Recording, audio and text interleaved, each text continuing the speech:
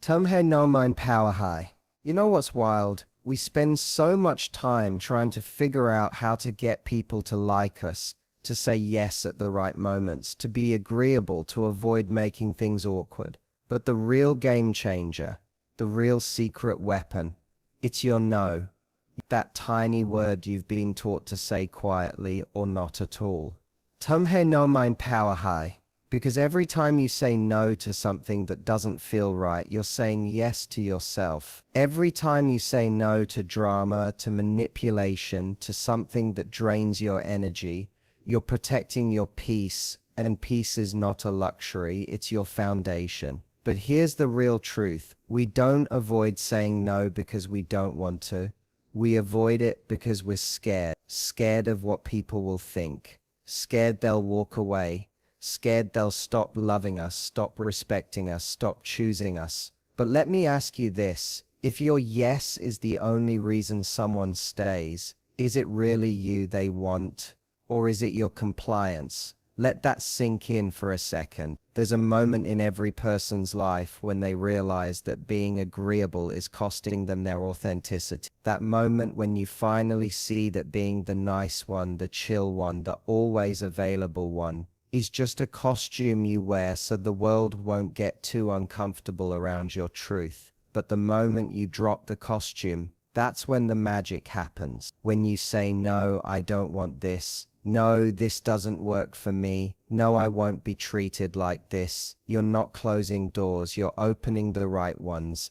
And yeah, people will leave. Situations will shift. Some will try to guilt trip you, manipulate you, make you feel like you owe them your time, your energy, your everything. But boundaries are not betrayals, they're declarations. You're declaring to the world, I know who I am, I know what I deserve, I know my worth. Tumhare no kisi ke liye rejection ho sakta hai, lekin tumhare liye redirection hai.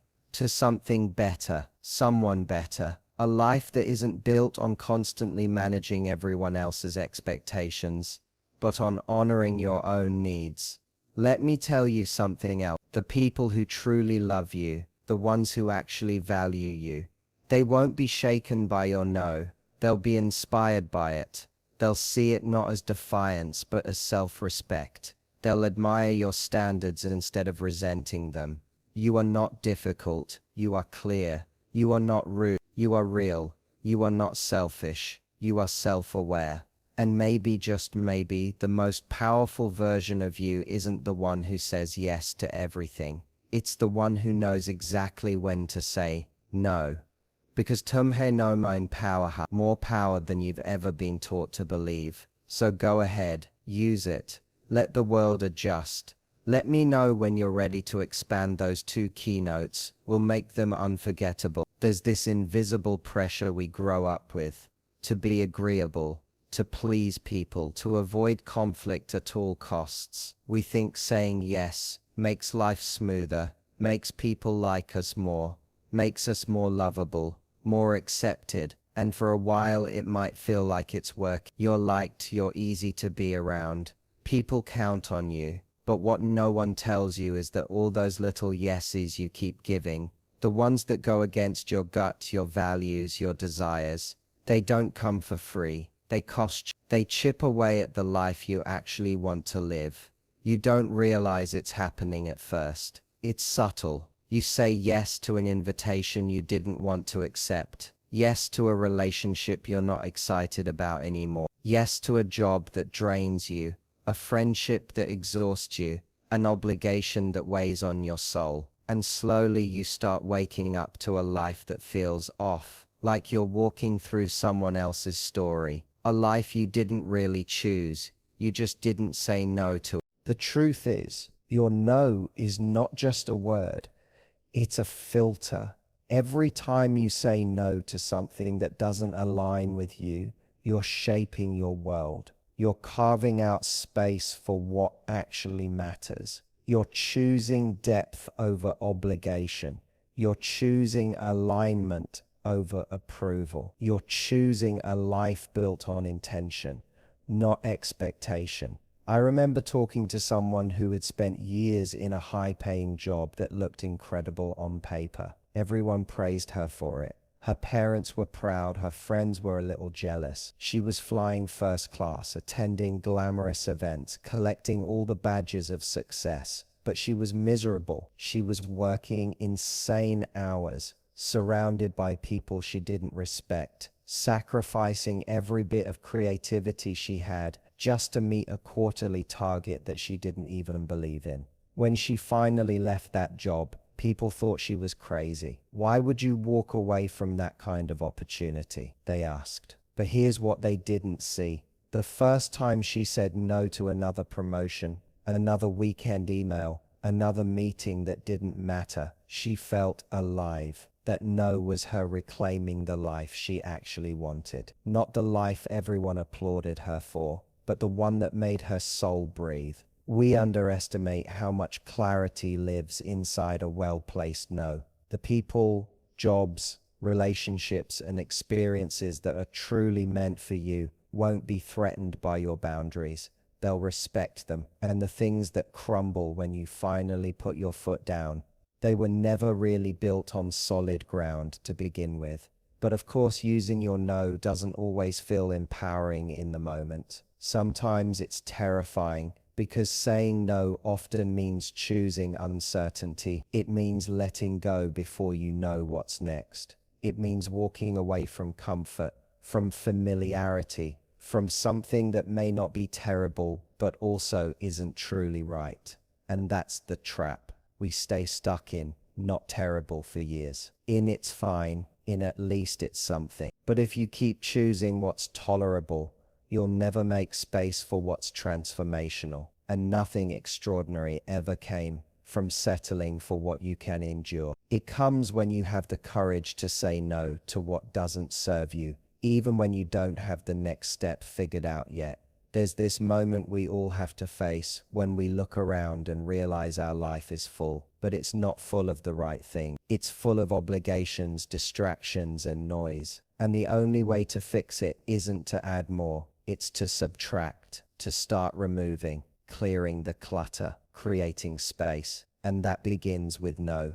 When you say no to toxic people, you create room for real connection. When you say no to hustle culture, you rediscover your own pace. When you say no to mediocrity, you make space for excellence. When you say no to pretending, you finally find people who love the real you. And suddenly, you start feeling a shift. You're not saying no to escape. You're saying no because you're building. You're building something that is yours, not handed down, not inherited, not borrowed, yours. A life that reflects your values, your vision, you start to realize that the more intentional your no becomes, the more powerful your yes gets. Because now your yes means something. It's no longer a default setting. It's deliberate, it's chosen, it's sacred. There's power in that kind of clarity. There's freedom in that kind of courage. So when people say you're too picky, too much, too strong, take it as confirmation that you're getting closer to yourself. Because the life you want to live, it doesn't exist on the other side of more yet. It's waiting for you behind the doors you were afraid to close. Your no isn't negative. It's not harsh. It's not selfish. It's the most honest, loving, and self-respecting thing you can offer this world. Your no is the blueprint, the boundary line, the act of faith. Your no is what gives your life shape. And if you want to live a life that's true to you, a life that wakes you up in the morning with purpose instead of dread, then start using that word like your future depends on it, because it does. There's a quiet test that life gives us, one that doesn't come with a warning, and most of us don't even realize we're taking it until it's already happening. It's the test of setting a boundary. You draw a line, lovingly, clearly, maybe even nervously, and then you wait, because that line is going to do something extraordinary. It's going to show you who's really in your corner, and who was only there when it was easy, when it was convenient, when it benefited them. Boundaries aren't about pushing people away. They're about letting the right ones come closer. in a healthy, honest way. Think of a boundary like a front door. You're not locking people out of your life, you're deciding who's welcome in. You're not slamming the door, you're just making sure people knock before they walk all over your. But here's where it gets interesting. The moment you start honoring your boundaries, the mask slips from the people who were never really aligned with you to begin with. It happens fast, sometimes shockingly fast.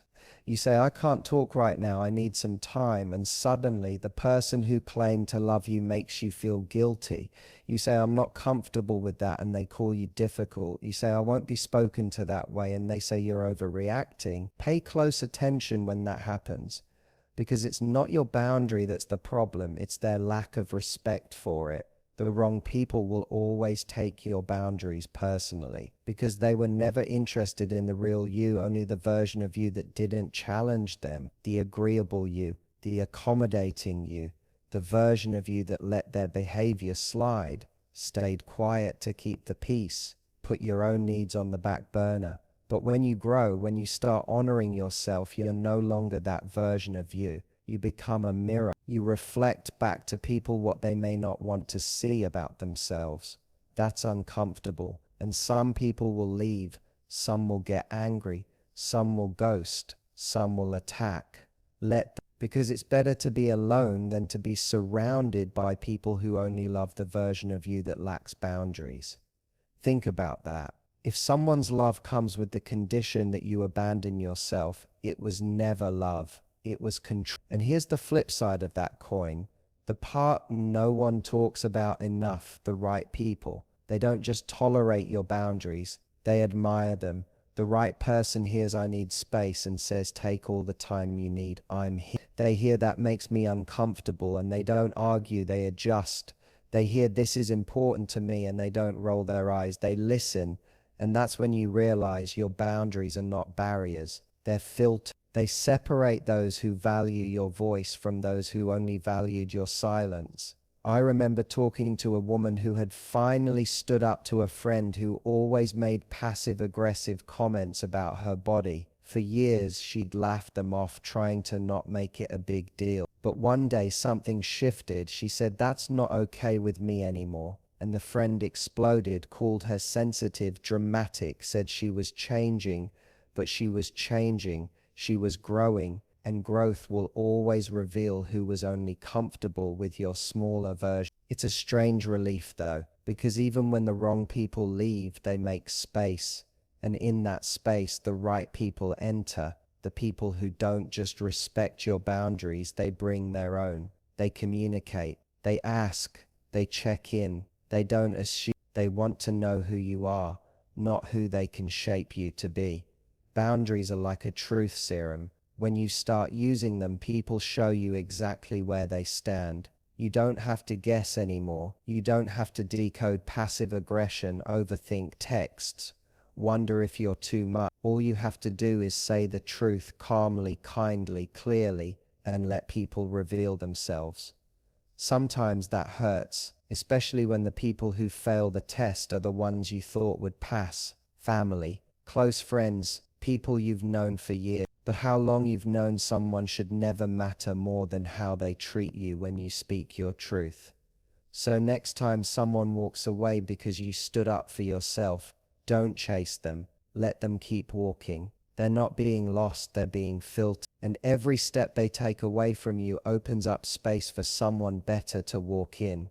Because the people who are meant to walk beside you on this journey, they'll see your boundaries as a map, not a wall, a map that shows them how to love you. And the moment you stop bending yourself to be more convenient, more likable, more available, is the moment you start attracting people who actually like you, the real you, the one with standards, with values, with courage. So keep drawing the line, keep honoring it, keep protecting your peace like it's sacred, because it is.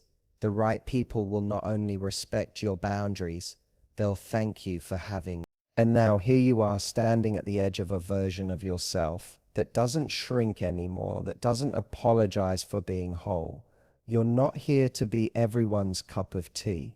You're here to be yourself, unapologetically. Because the truth is, when you start saying no to what doesn't serve you and you start setting boundaries that protect your peace, something shifts, not just in your life, but in your energy. People can feel it. You start to walk differently, talk differently. You stop chasing approval and start attracting alignment. It's easy to forget in a world that keeps asking for more of you, more time, more energy, more compromise, that you're allowed to say, this is as far as I go. This is what I need. This is what I will no longer tolerate. That's not weakness. That's strength.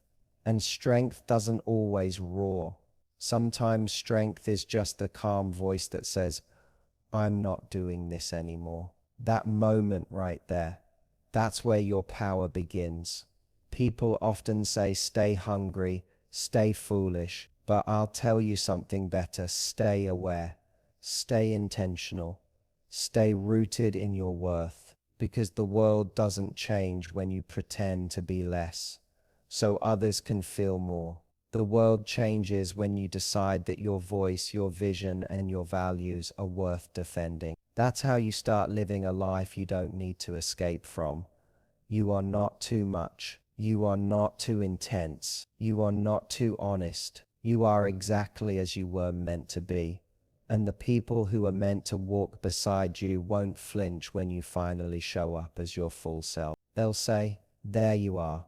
I've been waiting for the real you. And the ones who fall away, let them. As the great Rumi once said, try not to resist the changes that come your way. Instead, let life live through you. Some endings are just the universe creating space for your next elevation. Every legend you've ever admired, every hero, every icon, every trailblazer had to walk away from something, had to draw a line, had to say no when it was easier to say yes. Because peace doesn't come from pleasing people. It comes from pleasing your purpose. And purpose doesn't knock politely. It roars through your life and dares you to stop playing small.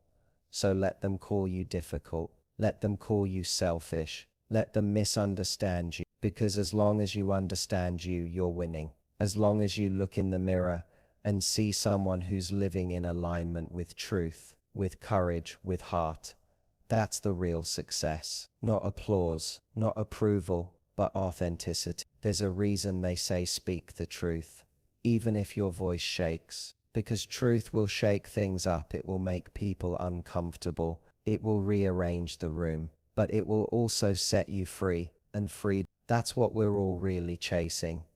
Not more followers, not more likes, not more noise. Just the quiet, steady freedom of being able to say, this is who I am, and I'm proud of it. So I'll leave you with this. When they ask you to be quiet, speak loud. When they ask you to stay small, grow taller. When they ask you to settle, rise higher. Remember what Muhammad Ali said, I am the greatest. I said that even before I knew I was. Believe in your worth like that. Believe in your boundaries like that. Believe in your no like that. Because the moment you do, the world has no choice but to rise and meet the real you. Let them adjust, because you're done shrinking.